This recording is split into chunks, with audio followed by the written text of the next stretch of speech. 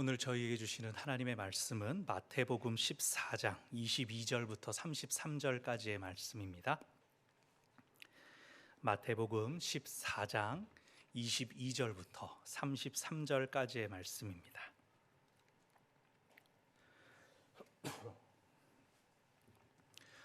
마태복음 14장 22절부터 33절까지 우리 한 목소리로 함께 읽겠습니다.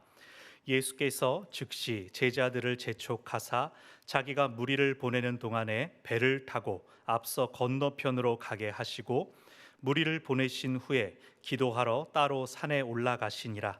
저물매 거기 혼자 계시더니 배가 이미 육지에서 술이나 떠나서 바람이 거스름으로 물결로 말미암아 고난을 당하더라.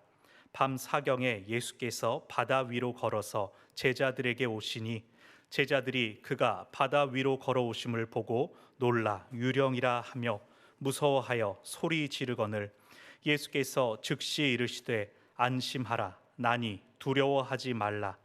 베드로가 대답하여 이르되 주여 만일 주님이시거든 나를 명하사 물 위로 오라 하소서 하니 오라 하시니 베드로가 배에서 내려 물 위로 걸어서 예수께로 가되 바람을 보고 무서워 빠져가는지라 소리질러 이르되 주여 나를 구원하소서 하니 예수께서 즉시 손을 내밀어 그를 붙잡으시며 이르시되 믿음이 작은 자여 왜 의심하였느냐 하시고 배에 함께 오르매 바람이 그치는지라.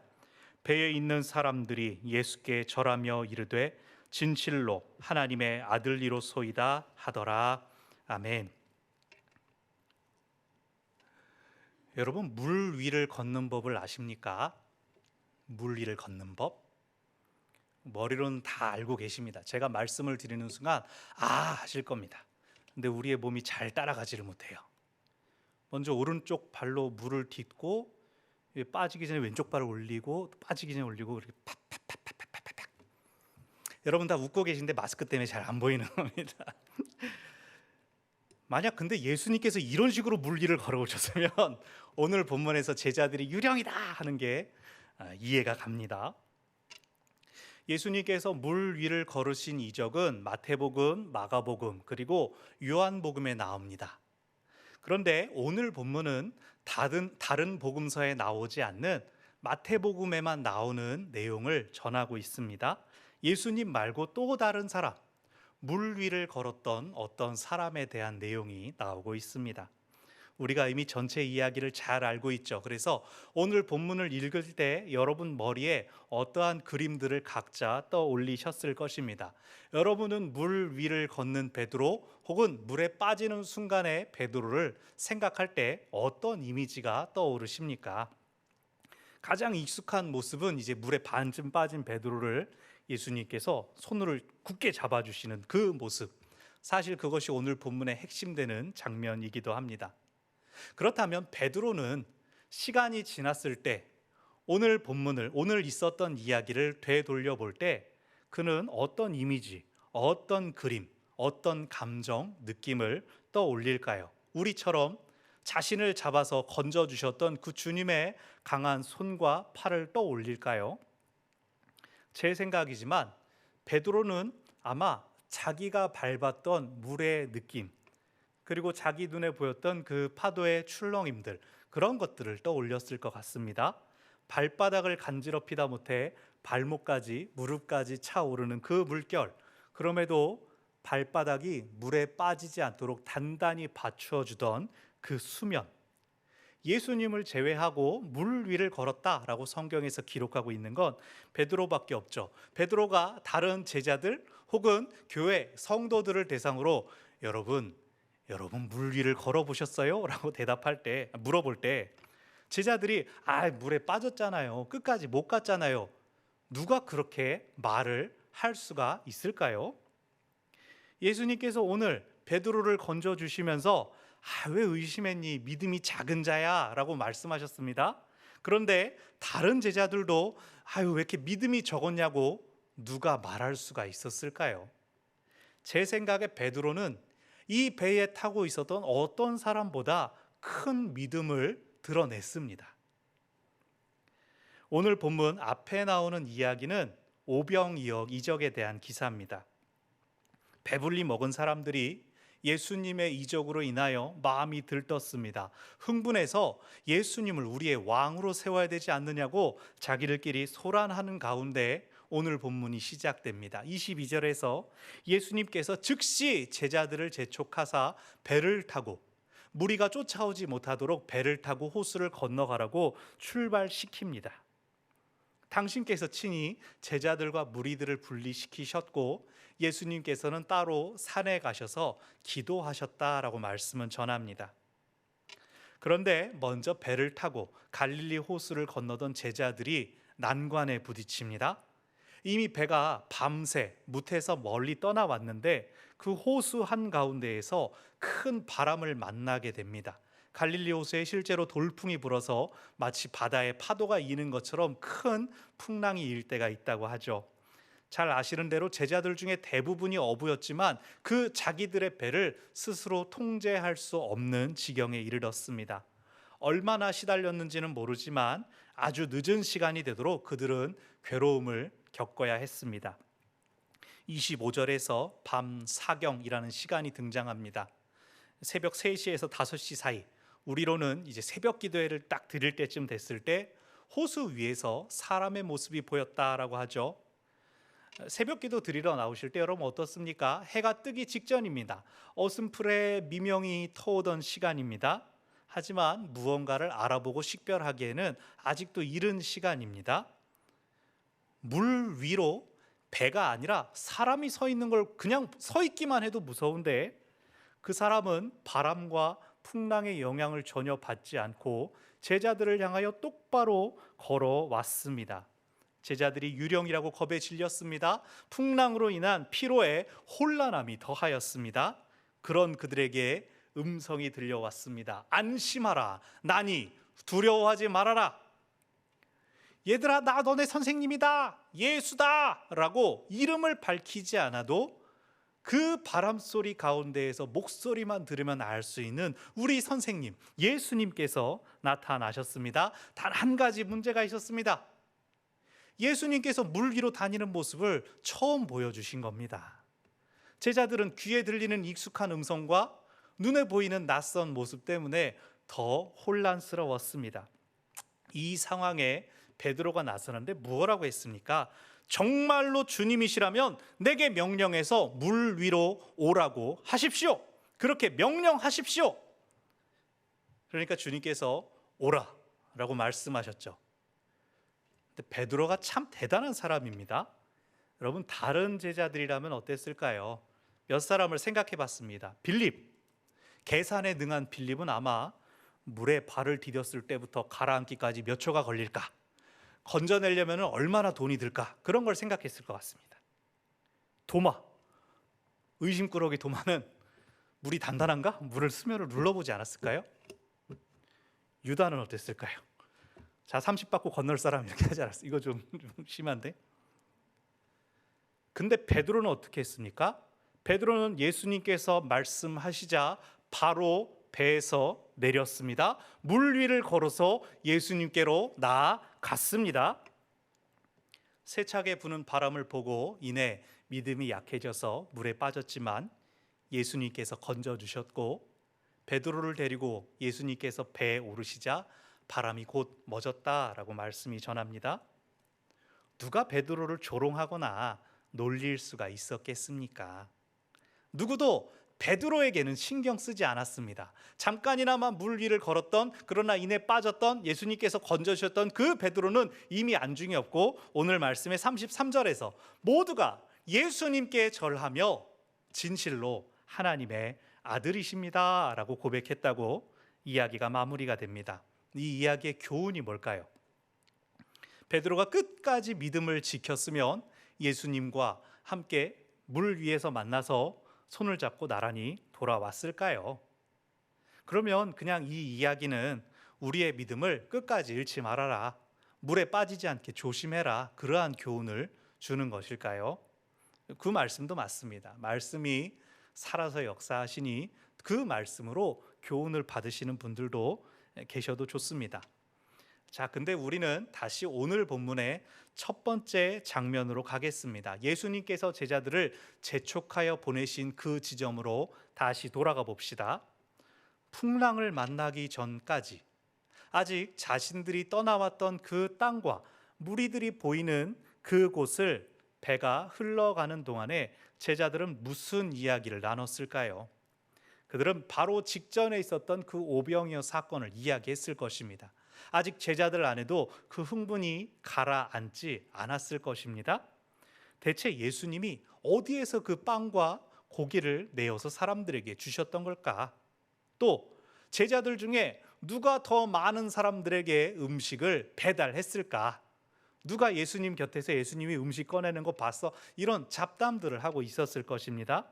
요한복음에서는 소년의 도시락을 안드레가 예수님께 드렸다라고 전하고 있습니다. 그럼 아마 제자들이 안드레한테 야, 어떻게 그런 생각했냐? 너 어린이가 먹을 거 뺏은 거 아니야? 이렇게 할일 없는 농담하면서 하하 즐겁게 항해를 하고 있었을 것입니다. 성경에는 그 12광주리에 가득 차도록 남은 음식을 어떻게 했다라는 기록이 없습니다. 그래서 제자들이 여행을 위해서 호수를 건너기 위해서 남은 음식들을 챙겨왔을 수도 있고, 혹은 전해지는 얘기처럼 그 도시락을 드렸던 소년이 모두 받아서 갔을지도 모릅니다. 이 제자들 가운데에는 여유가 있었고 또 웃음이 있었을 것입니다. 즐거움이 있었을 것입니다. 그러나 몇 시간이 지난 후에는 너무나 넓고 커서 바다라는 별명이 붙어 있는 그 호수 한가운데에서 제자들은 더 이상 웃을 수가 없습니다. 자기들이 타고 있던 그 배만을 의지하여 시달리고 있었습니다. 그 배를 잊어버린다면 그들은 모두 물에 빠질 것이었습니다. 바람이 불지 않았다면, 파도가 일지 않았다면 그들이 수영을 해서 살아날 수 있을까요? 사경이라는 시간은 말씀드린 것처럼 주의가 보이지 않습니다. 우리가 지금 어디에 있는지, 어느 쪽이 육지가 가까운지 전혀 알 수 없는 시간이었습니다. 이들은 배에 타고 있었지만 풍랑으로 인하여 바다, 그것을 더욱 강하게 실감하고 있었으며 주위를 아무리 둘러보아도 아무것도 보이지 않는 상황이었습니다. 바람은 맞바람이라서 돛을 펴도 쓸모가 없었고 노를 저어도 어디로 가야 할지 몰랐습니다. 그들이 웃으면서 전리품으로 여겼던 12광주리가 만일 그들이 가져왔다면 배의 무게를 가볍게 하기 위해 이미 버려졌을지도 모릅니다. 그때 나타나신 예수님께서 제자들에게 무엇라 말씀하셨죠? 안심하라, 나니 두려워하지 말라. 예수님은 제자들이 가진 두려움을 물리치시고 평안을 주시는 분이십니다. 그런데 베드로가 예수님께 요구한 것은 무엇이었습니까? 예수님, 이 바람 좀 잔잔하게 해 주십시오. 이 풍랑 좀 가라앉게 해 주십시오. 그게 아니었습니다. 베드로는 예수님, 저한테 명령해서 저보고 예수님께 오라고 해주세요라고 했습니다. 자, 다시 베드로가 예수님께 요청한 것은요, 예수님, 저한테 명령해서 제가 물 위를 걷게 해주십시오, 이것이 아닙니다. 헬라어 성경을 직역하면 제가 물 위를 걸어서 당신에게 오라고 명령하십시오입니다. 즉 베드로가 원한 것은 예수님께 가까이 가는 것이었습니다. 이것이 베드로의 대단한 점입니다. 그는 풍랑 속에서 예수님을 만났을 때, 모든 문제를 이기게 해주실 수 있는 예수님을 보였을 때 그들이 닥친 어려움을 빨리 면하게 해달라고 그렇게 요청하지 않았습니다. 예수님, 이 바람 좀 가라앉혀 주세요. 예수님, 빨리 우리에게 와주세요. 그렇게 말하지 않았습니다. 베드로가 살려주세요라고 외치긴 하죠. 근데 그것은 30절에서 자기가 물에 빠졌을 때입니다. 베드로는 대신 주님, 제가 주님께 가까이 가고 싶습니다. 근데 제 힘으로는 안 되니 주님께서 명령하여 주십시오. 주님께서 명령하시면 제가 주님께 갈 수 있겠습니다. 베드로는 그렇게 말한 것입니다. 그것이 자기를 지켜주고 있는, 자신들이 의지하고 있는 배에서 내려 물 위를 걸어야 하는 것이라 할지라도 주님께서 말씀하시면, 주님께서 명령하시면 그렇게 할 수 있다고 믿었습니다. 만약 베드로가 예수님께서 명령하셨는데 물에 풍덩 빠지면 주님이신 줄 알았네, 나 깜빡 속았네, 그렇게 말하고 넘어갈 수 있겠습니까? 이미 베드로는 주님이신 줄을 알고, 주님 내게 오라고 명령만 해주십시오, 명령만 해주시면 됩니다라고 이미 믿고 있었습니다. 29절은 이 극적인 순간을 굉장히 단순하게 표현하고 있습니다. 오라 하시니 베드로가 배에서 내려 물 위로 걸어서 예수께로 갔다. 예수님의 짧지만 단호한 명령, 오라, 그리고 베드로의 즉각적인 순종 앞에서 모든 제자들을 두렵게 하던 바람 소리, 풍랑의 움직임마저 그친 것 같습니다. 오직 명령하시는 예수님과 예수님께 나아가는 베드로만 이 한 절 안에 담겨 있습니다. 30절에서 이 베드로의 놀라운 믿음을 약하게 한 것은 그의 눈에 보인 바람입니다. 이 표현도 재밌지 않습니까? 바람은 눈에 보이지 않습니다. 바람은 공기의 움직임이니 보이지 않습니다. 우리는 바람 때문에 파도가 치는 걸 봤을 거야 라고 우리에게 쉽게 이해합니다. 그런데 베드로가 흔들렸던 것이 그의 발에 계속해서 부딪혀오는 파도 때문에, 혹은 그의 바람에 나부끼는 옷자락 때문에 이렇게 표현하는 대신에 눈에 보이지 않는 바람을 보고 무서워서 그가 빠져들었다라고 한 것은 굉장히 의미심장합니다. 자신이 물에 빠지면서 그때야 주여 나를 구원하소서, 살려주십시오라고 외쳤습니다. 예수님께서 즉시 붙잡으시고 배에 오르셨습니다. 예수님께서 제자들이 의지하고 있었던, 그러나 풍랑 속에서 전혀 그들을 도와주지 않는 것처럼 보였던 그 배에 오르시자 바람이 멎었습니다.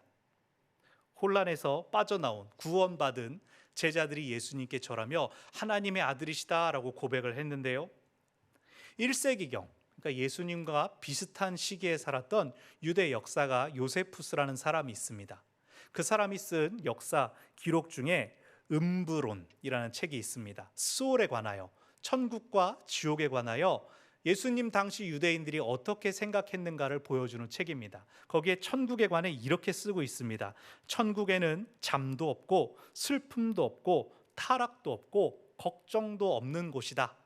그러면서 이렇게 씁니다. 또한 보행자들이 그 위를 걸을 수 없도록 만든 바다의 무서운 파도 소리도 더 이상 없을 것이다. 비록 바다의 물이 완전히 없어지지는 않겠지만 그 때가 되면 의인들은 쉽게 바다 위를 걷게 될 것이다. 다시 말해 예수님 당시에는 천국의 사람들, 의인들은 물 위를 걸을 수 있다라고 믿었습니다. 그렇게 물 위를 걸어오신 예수님께 하나님의 아들이시라고 고백하는 것입니다. 베드로는 예수님께서 명령하셨기에 그 영광에 아주 조금 참여할 수 있었습니다. 그런데 더 중요한 게 있습니다. 베드로가 예수님의 명령에 순종하기 위하여 배에서 내렸다는 것입니다. 물 위로 발을 내디뎠습니다. 주님께 가기 위하여, 주님께서 명령하신 것에 순종하기 위하여 어두운 호수 한가운데에서 자신을 지켜주는 유일한 수단인 배에서 내렸습니다. 여러분, 우리가 타고 있는 배는 무엇입니까? 우리가 의지하고 있으면서 풍랑으로부터 우리를 보호해주는 배는 무엇입니까?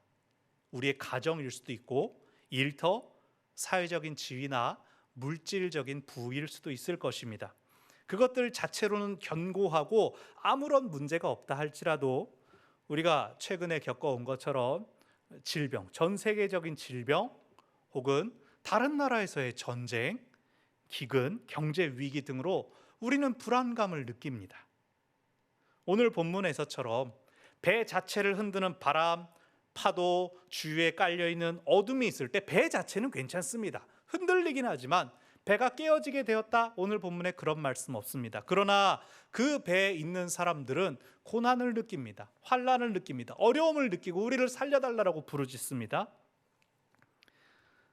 그렇기에 고난의 상황이 닥쳐왔을 때 배를 떠나기는, 배에서 내리기는 쉽지 않습니다. 내가 통제할 수 없는 주변 상황의 혼란 속에서 가장 확실하게 나를 지켜줄 수 있는 그 배를 어떻게 버릴 수가 있겠습니까? 그러나 오늘 베드로가 보여준 것은 무엇입니까? 배가 멀쩡해도 그 배에 타고 있어야 우리가 고난을 당할 때 안전하다 하더라도 그 모든 고난을 뛰어넘기 위해서, 그 고난을 극복하기 위해서는 예수님을 바라보아야 합니다. 예수님께로 나아가야 한다는 것을 오늘 우리에게 보여주고 있습니다. 예수님께로 나아가려면 안전한 배를 떠나는 것뿐 아니라 위험한 바다 위로 발을 내디뎌야 합니다. 여기가 어렵습니다. 떠난다, 버린다 라고 할 때 우리는 그것을 다시 찾지 못할 것 같은 두려움, 그것을 잃어버릴 것 같은 불안감이 있습니다. 그 배로부터 멀어진다면 혹시 나는 비참해지는 것은 아닐까 하는 염려가 있습니다. 실제로 오늘 본문을 해석하는 관점 중에는 마태복음에만 이 기사가 나와 있고, 또 16장에서 이어지는 16장에서 베드로의 신앙 고백 위에 주님께서 교회를 세우겠다라고 말씀하셨으니까 제자들이 타고 있는 배는 교회다라고 하는 해석이 있습니다. 말씀드린 것처럼 배 자체는 이 풍랑 안에서 안전했죠. 견고했죠. 교회도 세파와 풍랑 속에서 하나님께서 지키시기 때문에 교회도 안전합니다. 모두가 최근에 이 말을 하고 있었죠. 하나님께서 당신의 교회를 지키십니다. 그 말이 맞습니다. 오늘 본문은 우리 각자가 그 말로부터 더 나아가야 한다는 도전을 줍니다. 여러분, 사실 우리는 자주 그리고 순순히 교회를 떠납니다. 예배가 마치면 다 교회를 떠나 집으로 가죠.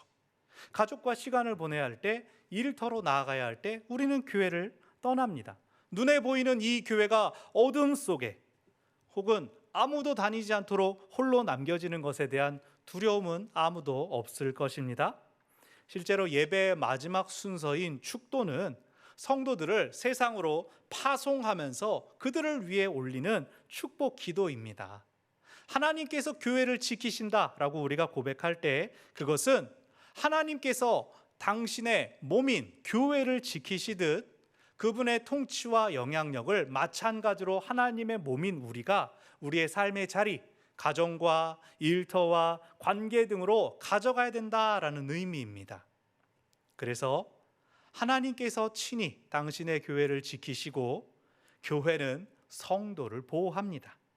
성도는 예배 때마다 하나님께 나아오고 함께 모여서 말씀을 통해 사명을 확인합니다. 그리고 다시 교회를 떠나서 세상으로 나아갑니다. 교회로 보는 배를 교회로 보는 해석도 틀리진 않지만 저는 더 나아가서 배를 우리에게 안정감을 주는 곳, 우리가 그 안에 있으면 안전하고 편안하게 느끼는 모든 곳으로 오늘 해석하고 싶습니다. 그러므로 오늘 우리가 본문에서 주목해야 될 것은 배에 있는 것보다 안전해 보이지 않는 주님께로 가기를 원하는 베드로의 간구와 그 위험한 바다 위로, 물 위로 오라고 하시는 주님의 초대입니다. 성경에서 베드로가 배를 떠나는 장면이 3번 나옵니다. 예수님께서 그들을 제자로 부르셨을 때 어부였던 시몬이 그물과 배를 버려두고 동생 안드레와 함께 주님을 따랐지 않습니까? 또 오늘 본문이 2번째입니다. 물 위로 오라 라고 하셨을 때 배를 떠났습니다.